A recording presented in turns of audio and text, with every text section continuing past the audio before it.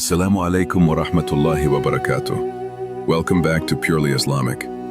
बद्र बिन सईद हाजिर है एक नई वीडियो के साथ।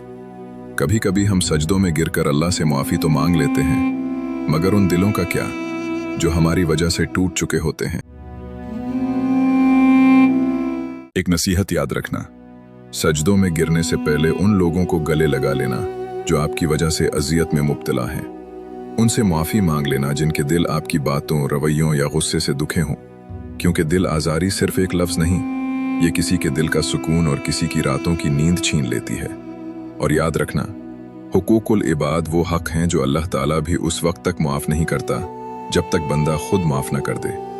इसलिए अगर आज किसी का दिल दुखाया है तो आज ही उसे मना लो, शायद कल का दिन मौका न दे। याद रखो, अल्लाह को सजदे बहुत पसंद है, लेकिन अल्लाह को टूटे हुए दिल बिल्कुल पसंद नहीं।